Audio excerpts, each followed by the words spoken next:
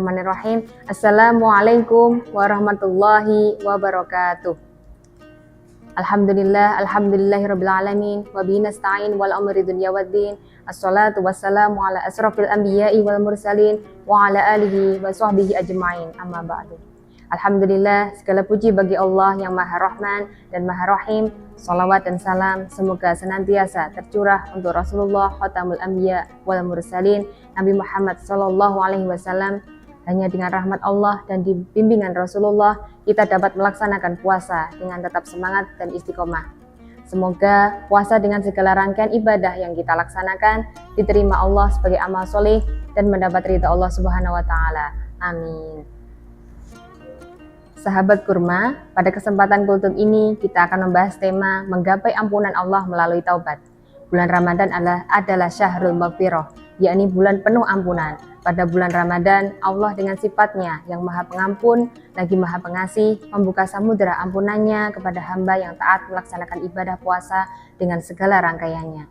Dari Ubadah bin As-Somit bahwa Rasulullah SAW bersabda, telah datang kepadamu bulan Ramadan, bulan keberkahan.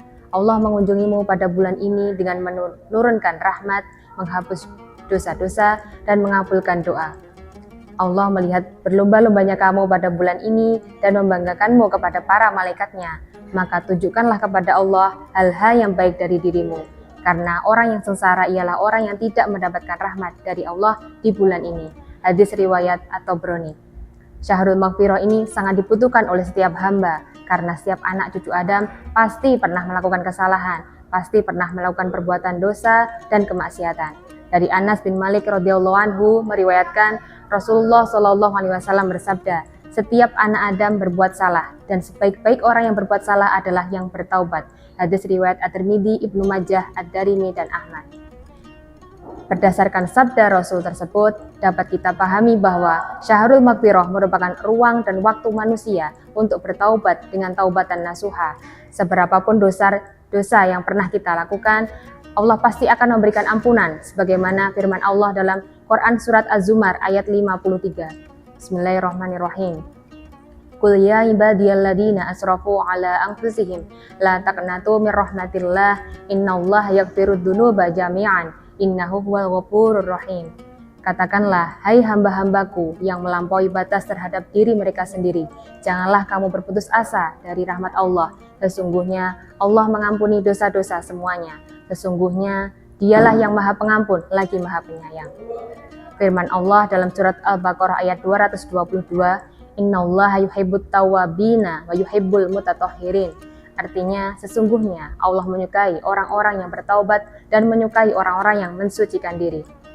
Berdasarkan firman Allah tersebut, dapat kita simpulkan bahwa Allah yang Maha Pengampun dan Maha Penyayang menyukai orang-orang yang bertaubat atas kesalahan yang telah dilakukan.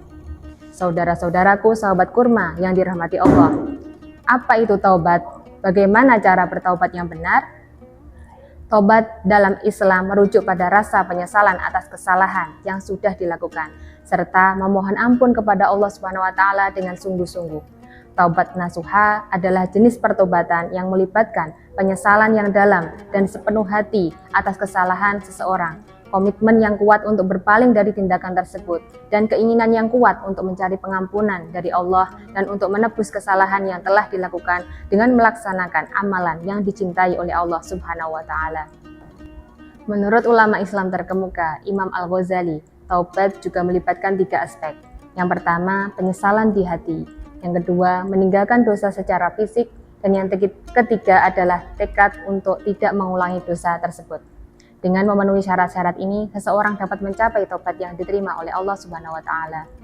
Adapun tata cara atau langkah-langkah yang dilakukan untuk taubat nasuha adalah yang pertama, mengakui kesalahan yang telah dilakukan. Yang kedua, menyesali perbuatan tersebut dan memiliki tekad untuk tidak mengulangi kesalahan di masa depan. Yang ketiga, mohon ampun kepada Allah Subhanahu wa taala dengan memperbanyak membaca istighfar. Yang keempat, memperbaiki diri dan memperbaiki hubungan dengan orang yang mungkin telah terkena dampak dari kesalahan tersebut. Yang kelima, memperbanyak amalan-amalan yang dicintai oleh Allah Subhanahu wa taala. Saudara-saudaraku yang dirahmati Allah, keutamaan bulan Ramadan, Syahrul Maghfirah, sebagaimana sabda Nabi Muhammad SAW Man shoma Ramadan imanan wahtisaban ghufira lahu ma taqaddama min dzambihi. Barang siapa yang berpuasa Ramadan karena iman dan mengharapkan pahala, maka akan diampuni dosa-dosanya yang terdahulu. Hadis riwayat Imam Bukhari. Oleh karena itu, sahabat kurma, di bulan Ramadan ini yang penuh berkah dan penuh ampunan maghfirah ini, mari kita tingkatkan ibadah kita dengan penuh semangat dan mengharap rahmat dan ridhonya. Dan mari kita memperbaiki diri dengan melakukan taubat nasuha. Semoga Allah mengampuni dosa-dosa kita dan menjadikan kita sebagai hamba yang tawabin, sholihin, dan muttaqin yang diridhoi Allah Subhanahu wa taala. Amin amin ya rabbal alamin. Sahabat kurma yang dirahmati Allah, semoga kultum ini bermanfaat. Wabillahi taufiq wal hidayah. Wassalamualaikum warahmatullahi wabarakatuh.